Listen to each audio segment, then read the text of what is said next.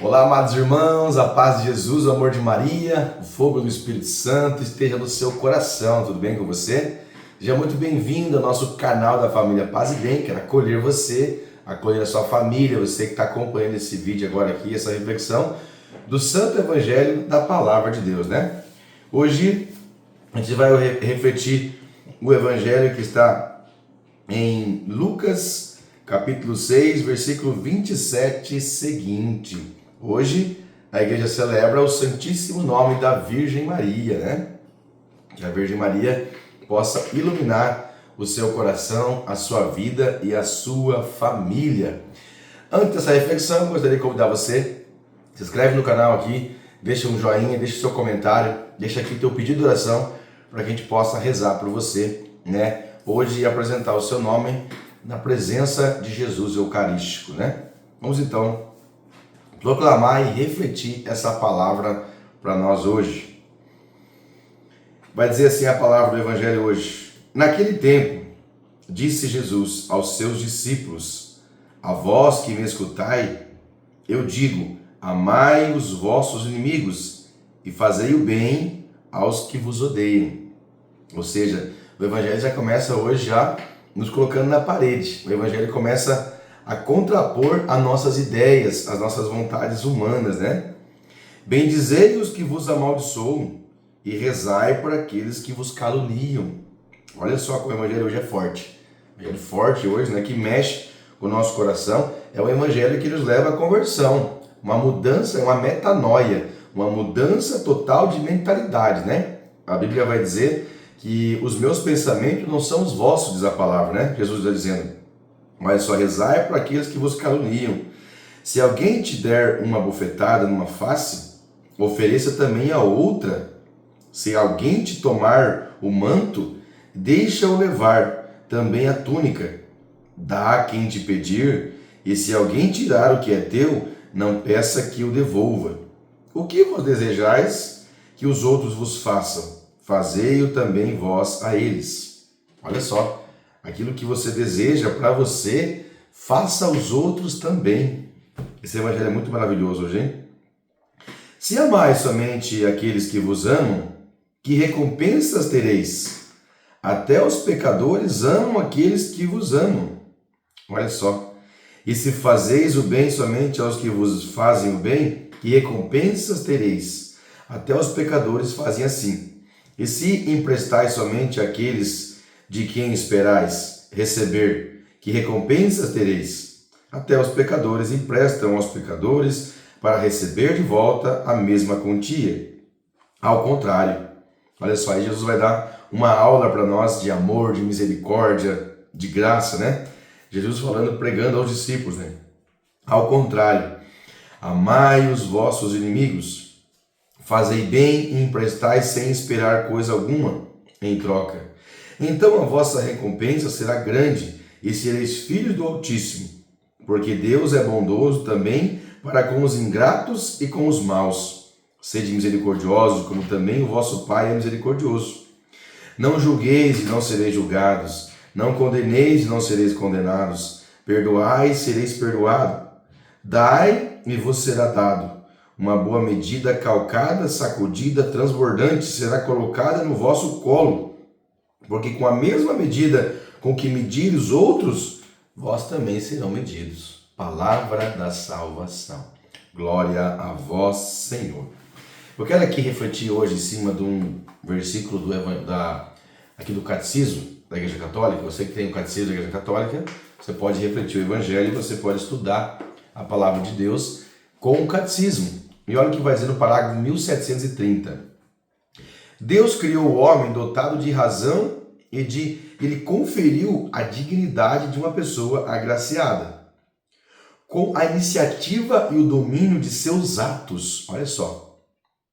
Deus deixou o homem nas mãos de suas próprias decisões, para que pudesse ele mesmo procurar seu Criador e, aderindo livremente a ele, chegar à plena e feliz perfeição. Ou seja, o Catecismo está nos ensinando, através da nossa doutrina da igreja, que Deus criou o homem e a mulher e deixou livre. a tua liberdade, a minha liberdade, ela tem as nossas livres escolhas de eu procurar a Deus ou não procurar. Deus não nos obriga, né?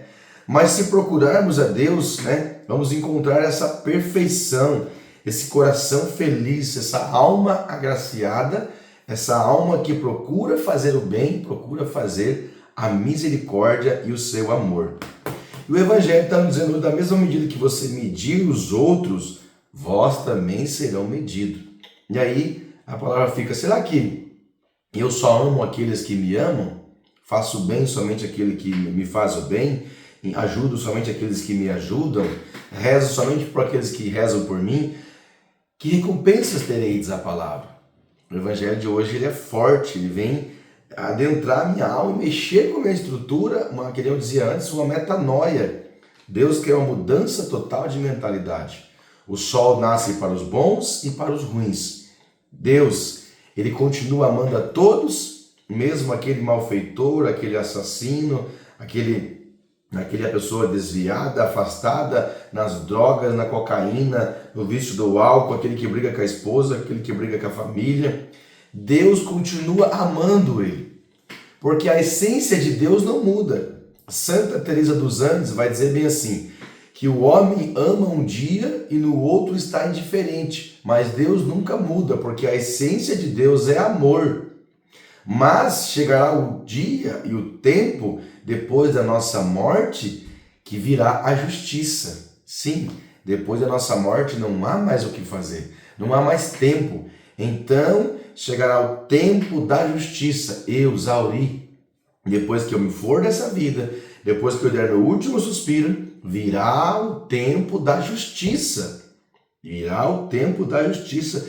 E aquilo que eu vivi, à medida que eu medi as pessoas, que eu julguei, que eu amei, que eu ajudei, que eu fiz caridade, a Bíblia diz que nem um copo de água feito e dado com amor não ficará sem recompensa.